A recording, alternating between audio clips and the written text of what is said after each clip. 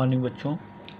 प्रकरण संभाव्यता चल रहा है, तो उसमें मैंने एक पासा, दो पासा, एक सिक्का, दो सिक्का, तीन सिक्का का नमूना अवकाश कैसे लिखाते हैं और उस पर सवाल कैसे लगाया जाता है वो मैंने बता दिया है आप लोगों को। अब एक टॉपिक उसमें आता है ताश।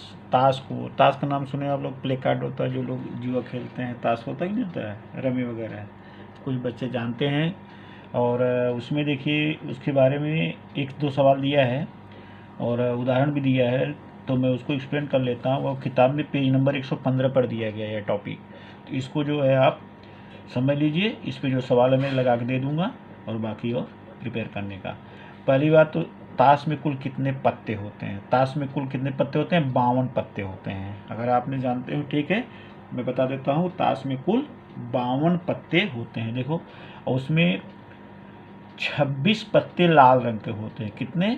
26 पत्ते लाल होते हैं और 26 काले पत्ते होते हैं। 26 पत्ते कितने होते हैं? लाल, और 26 काले पत्ते, दोनों मिलकर 52 पत्ते हो गए कि नहीं हो गए?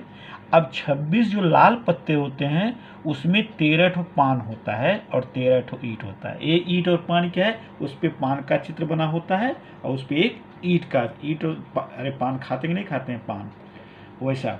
और ईंट का दीवार बनता है, ईंट की आकृति बनी रहेगी। 13 पान के पत्ते होते हैं, 13 ईंट होते हैं। कभी कभी परीक्षा में पूछता है कि कुल कितने लाल पत्ते होते हैं, तो आप बताने का 26 पत्ते लाल होते हैं। और दूसरा है 26 पत्ते काले होते हैं। तो काले में कौन कौन होता है? चीड़ी, एक फूल जैसी पत्ती बनी होती है, उसको चीड़ी कहते हैं, और हिंदी भाषा में क्या कहते हैं? चीड़ी। और 13 हुकुम, 13 क्या होता है? हुकुम। वो पान जैसी रचना उल्टी होती है, हुकुम। इसको काला पान भी कहा जाता है। क्या कहीं कहीं पर क्या कहते हैं? काला पान भी कहते हैं। तो अगर कोई पूछता है या परीक्षा पूछता है कि कुल कितने पत्ते होते हैं, तो बताने का 26, 13 चीड़ी और 13 हुकुम। तो लाल पत्तों की संख्या कितनी होती है? 26, और काले पत्तों की संख्या कितनी होती है? 26। लाल पत्तों में 13 पान होता है, 13 ईंट होता है, उसमें 13 चीड़ी होता है, 13 हुकुम। यह पॉइंट आपको याद रखना पड़ेगा।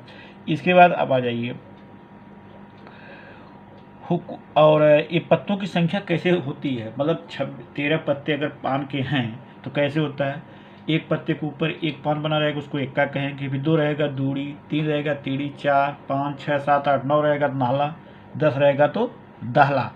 इसी तरह से उसके बाद आता है गुलाम। 4 पत्ते ऐसे होते हैं पान में जिसपे चित्र बना होता है। क्या बना होता है? चित्र।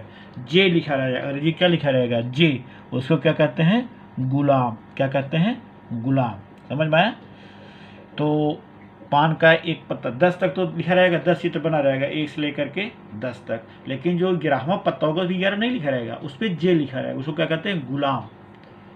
समझे कि नहीं? गुलाम माने जानते हैं? नौकर। उसके बाद होता है क्वीन। क्या होता है? क्वीन माने रानी। एक औरत का चित्र बना रहेगा, उसको क्वीन कहा जाता है। और उसके बाद जो है किंग होता है, के लिखा रहता है। क्या रहता है? के। तो अब आप बताइए कि कुल गुलाम कितना होगा? 4 होगा। कैसे? ईंट का गुलाम, पान का गुलाम, चीड़ी का गुलाम और हुकुम का गुलाम। 4 गुलाम हुआ कि नहीं हुआ? क्वीन कितना होगा? वो भी 4 होना चाहिए। सबका एक एक क्वीन होगा, है कि नहीं है? पान का क्वीन और ईंट का क्वीन और ये चिड़ी का क्वीन और हुकुम का क्वीन, है कि नहीं है? और राजा भी 4 होगा। तो यह जो दिया गया है कि राजा रानी गुलामी ने अंकित पत्ता कहते हैं। अंकित पत्ता कहते हैं जिस पर चित्र बना होता है, उसको अंकित पत्ता कहते हैं, या छायांकित पत्ता भी कहा जाता है, या चित्र वाले पत्ते कहा जाता है। ध्यान रखिएगा। तो टोटल चित्र वाले पत्ते कुल कितने होते हैं? 12 हुए कि नहीं हुए? हाँ, गुलाम के चित्र के 4 ऐसे 12 चित्रयुक्त पत्ते कुल होते हैं। अरे भाई, 4 राजा, 4 रानी, 4 गुलाम, 4 तो यहाँ 12 हुआ कि नहीं हुआ? आज समझ नहीं हो रहा? अच्छा, कितने रंग की रानी लाल होती है? 2 रंग की, है कि नहीं? कितने राजा लाल होते हैं? 2 रंग, 2 होते हैं, पान और ईंट। कितने रानी काली होती है? 2, चीड़ी और हुकुम। तो ये चीज़ पेज नंबर किताब में 115 पर दिया गया है, इसको आप कर लीजिएगा। और इसमें मैं जो सवाल दिया गया है आपको बता देता हूँ अभी। यह उदाहरण भी देकर करके देते हैं इसको। आपको देख लीजिए कैसे लगाया जाता है, समझ में आया? पेज नंबर जो है ये पेज नंबर 123 पे एग्जाम्पल दिया है, वही मैं आपको नहीं पेज नंबर 122 में नहीं है, तो वो दिया गया रियली पेज नंबर 124 पर एक एग्जाम्पल दिया है, वही समझाते हैं, उसको देख लीजिए। ताश पर आधारित वह सवाल दिया गया है, समझा कि नहीं। एग्जाम्पल नंबर थर्ड समझा कि नहीं। दिया है अच्छी तरह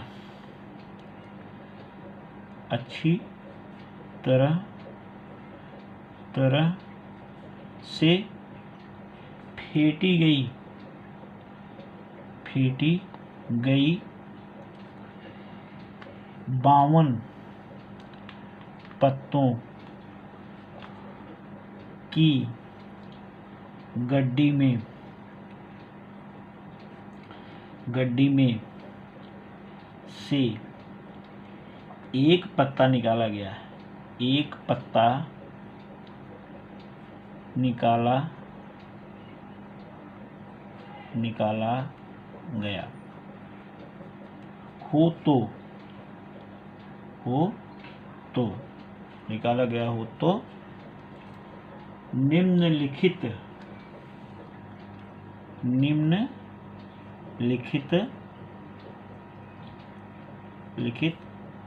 घटनाओं की संभाव्यता ज्ञात कर। समझा। पहला सवाल दिया है लाल पत्ता होने की। दूसरा है वह पत्ता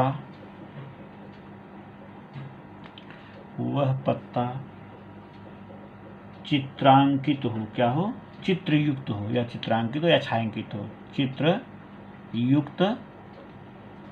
चित्रयुक्त हो। समझ में आया, चित्रयुक्त हो। अब इसमें ताश में कुल कितने पत्ते होते हैं, 52। तो इसका नमूना ताश के लिए मैं स्पेशल बता रहा हूँ, ताश के लिए 52 पत्तों के नमूना अवकाश कैसे लिखते हैं। ताश के 52 पत्तों में से एक पत्ता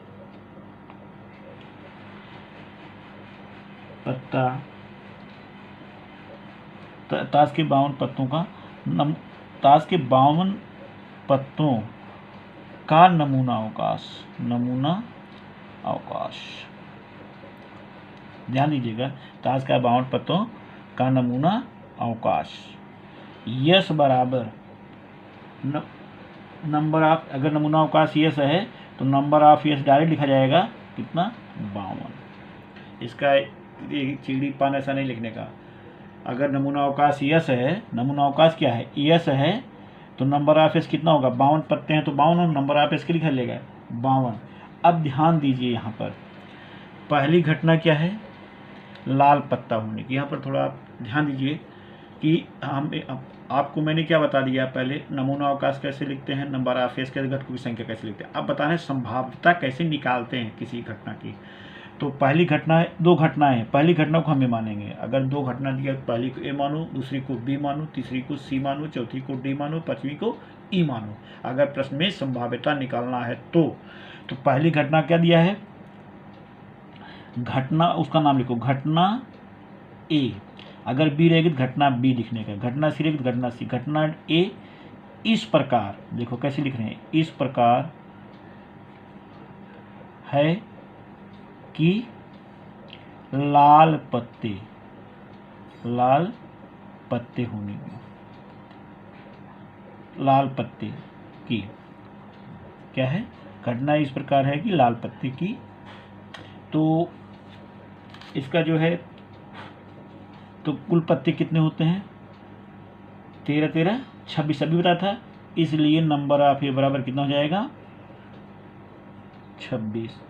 अच्छा अब ध्यान दो, संभाव्यता को हम अक्षर P से दर्शाते हैं। किसको? संभावना को अक्षर P से। तो ऐसा हमने लिखा PA, घटना A है तो A लिखेंगे, अगर B घटना रहेगी तो क्वेश्चन के अंदर B लिखने का, C रहेगा C। तो PA बराबर, इसको पढ़ते हैं अंग्रेजी में प्रोबेबिलिटी ऑफ A या संभावना A, नंबर ऑफ A बटे नंबर ऑफ यस। कितना हो जाएगा? नंबर 26 बटे 52। कितना हो जाएगा? 1/2। तो PA कितना हो जाएगा? 1/2। दूसरी घटना क्या है? घटना B इस प्रकार है कि चित्रयुक्त होने की संभावना, चित्रयुक्त क्या है? चित्रयुक्त की संभावना। अब देखो, पहले हमको B निकालना पड़ेगा। नंबर ऑफ B कितना हो जाएगा? केवल मैं ताश के लिए बता रहा हूँ कि डायरेक्ट लिख रहे हैं। तो उस कितने चित्रयुक्त बनते हैं? 12। और नंबर ऑफ एस कितना दिया है? तो PB कितना हो जाएगा? PB, तो नंबर ऑफ B बटे नंबर ऑफ यस। तो नंबर ऑफ B कितना दिया गया है? 12/52। 12/52। इसको सरल करेंगे तो 3/13 होता है। कितना होता है? 3/13। PB हो गया, 2 ही घटना है। अब इसका यहीं पर हम आंसर लिख देते हैं। आंसर PA बराबर 1/2 और PB बराबर 3/13। समझा कि नहीं? यह आपका आंसर हो गया। समझा कि नहीं? क्वेश्चन बंद करना जरूरी है। यह हो गया ताश के ऊपर आधारित आपका सवाल, है कि नहीं है? इस तरह से ये हो गया। अब जो है कल जो है जब नया वीडियो बनाएंगे और संभावना पर आधारित प्रश्नों कैसे हल करते हैं, एक चीज़ याद रखने का बता दें, तो कल भी बता देंगे। किसी भी घटना की जो संभावना होती है 1 से कम होती है। कितनी? 1 से कम होती है। कैसे हो तो कल मैं बता दूंगा। और जो वीडियो मैं बना कर भेजता हूँ उसको आप देखिए। कमेंट में एक लड़की पूछी थी, हमको अच्छा लगा। आप पूछेंगे तो अच्छा लगता है। कमेंट बॉक्स में जा कर के उसको जो है लिखिए कि सर इसका मतलब क्या होगा, तो उसको हम अगली बार बता देंगे या वीडियो बनाएंगे तो उसमें दिखा देते हैं, है कि नहीं है? आपको सवाल नहीं आया तो सवाल नंबर भी पूछ देने का, सर एक क्वेश्चन नंबर कैसे लगेगा, कैसे आया, है कि नहीं? अलजेब्रा या ज्योमेट्री का आप सब्सक्राइब करके उसके बाद जो देखने का, उसको 2 या 3 बार जो भी करना है। ओके।